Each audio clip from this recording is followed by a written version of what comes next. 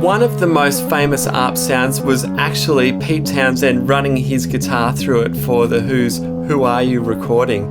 And let's have a quick go of that now.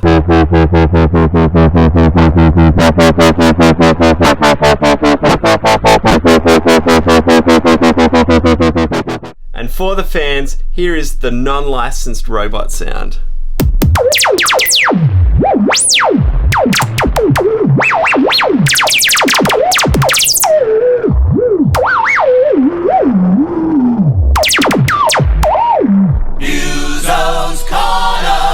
Hi, my name's Hugh and welcome back to my home studio. Today I'm super excited to be doing an unboxing video. Here we go.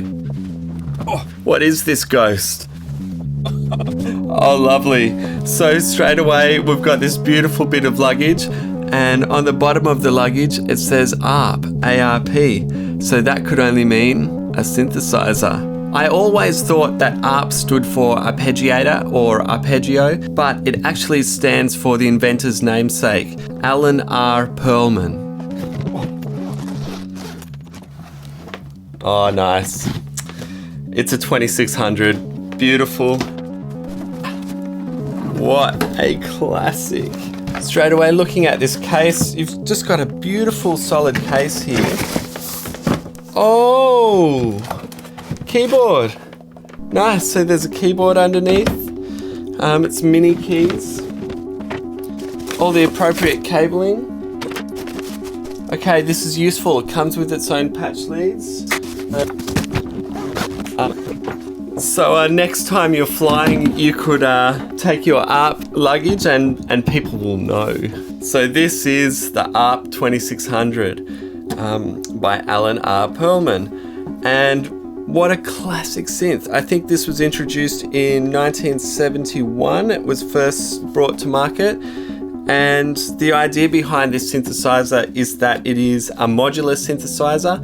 Most synthesizers around that point in history were modules that you had to buy and then assemble, but this was an all-in-one synthesizer that actually had a normal path, so you could just plug it in and it would make a sound straight away. Really, really useful. It's an instrument that you didn't have to build, it would just work. Another important feature about the design of this synthesizer, the 2500 and this one here, the 2600, was that it was designed to be an improvement on the Moog design at that point in time to have a far more stable tuning. So it becomes really usable in a band or an ensemble context. However, having said that, this is the sound of R2-D2 as well. This is the synth that was used to create the R2-D2 blip, blip, blip, blip, blip, blips and blops. So, and a magnificent sound design tool as well. I've also heard about the white noise being used to double wind on movie soundtracks in Foley sound. The white noise on the ARP is notoriously really, really lovely. Like a really, really lovely high-pitched, excited noise tone. Let's plug it in.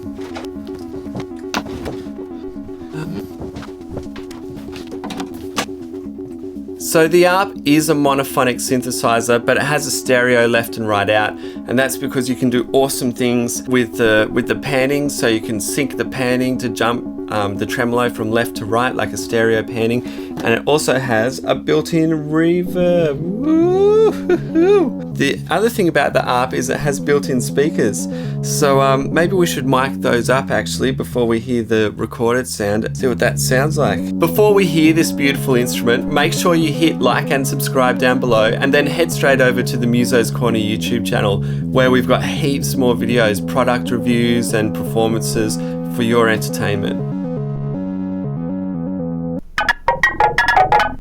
That's pretty good.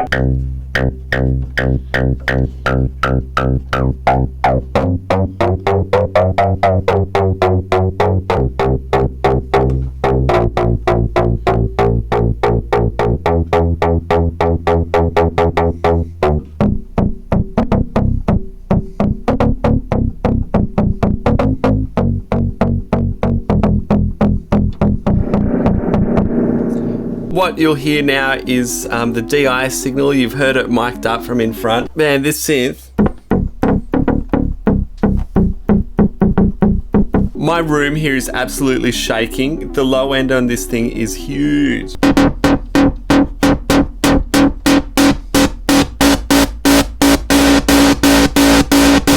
As you just heard, the noise generator on the ARP 2600 is absolutely gorgeous, adding heaps of aggression and high-end sizzle and attack to the sound. Really a great tool. And like I mentioned before, I've heard of the white noise in this machine being used to double wind in film Foley soundtracks. It's more real than real. Speaking of real, the spring reverb in this machine is real. Like, it's absolutely gorgeous. You get that lovely spring and pop. Where am I? And then you can send the reverb, it's stereo, so it could go just in one side or the other side, or you can move the reverb around.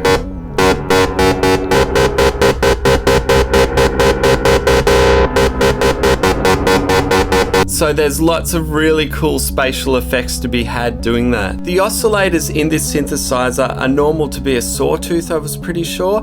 However, you can patch through other oscillators. There's a sine wave, there's a pulse width, and there's a triangle. So let's do that and change the timbre of our synth.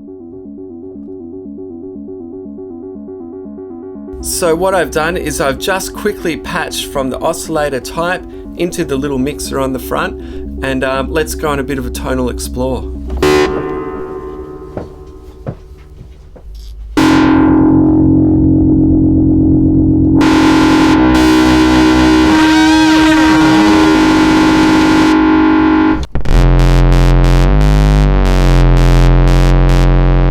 So you can hear just by changing the pulse width, you also get these really radically different sounds, much the same way that you would from a bow, from digging in a little bit more or going a bit lighter, so you start to get more barky tones or more smooth tones.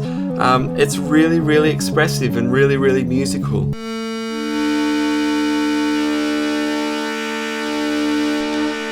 So this is just the pulse width moving.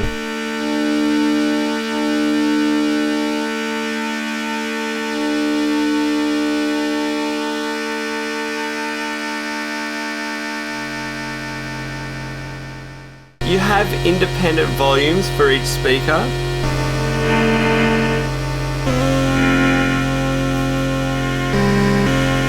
And when they're both on, they don't sound too bad.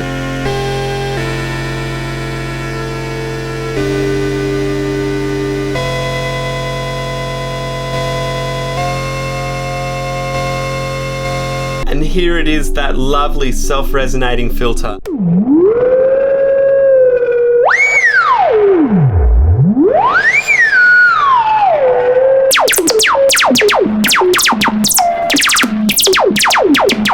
And for the fans, here is the non-licensed robot sound.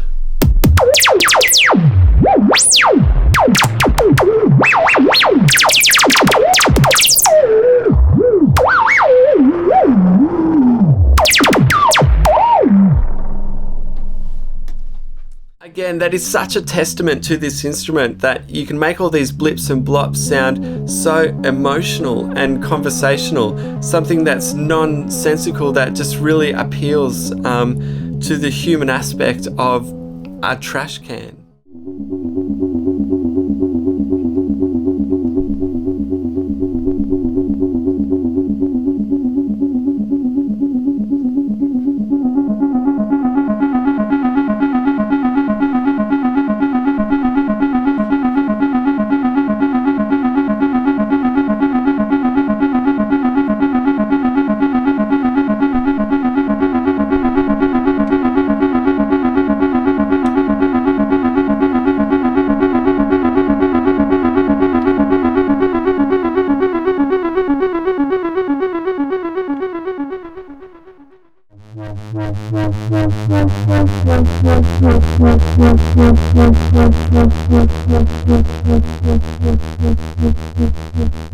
Actually, an early adopter of the ARP 2600 was Stevie Wonder, and that was because he was able to take the keyboard controller and strap it on like a keytar, or early keytar.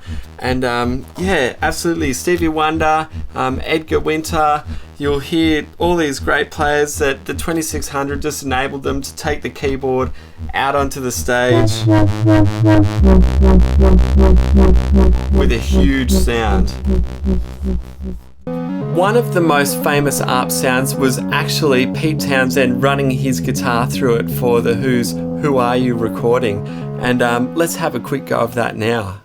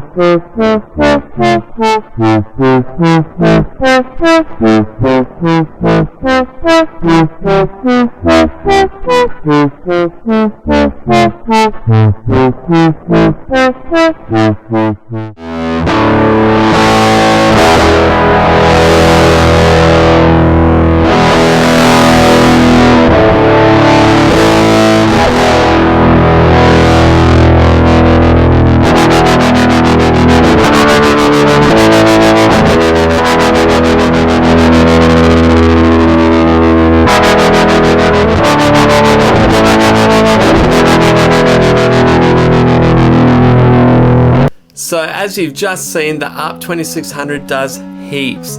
It's an amazing instrument, it's an amazing sound generator, it's an amazing sound design tool. You can play it as a synth, you can run guitars through it, you can use it for Foley sounds, you can use it for sound effects, you can use it for huge synth lines. It's just a really, really great bit of kit. I absolutely love it. Look, if you want more information about the ARP 2600, head straight to the Muso's Corner website. That's www.musoscorner.com.au. Otherwise, just go into the store and check it out for yourself. My name's Hugh Jones, and like always, happy music making. Muso's Corner!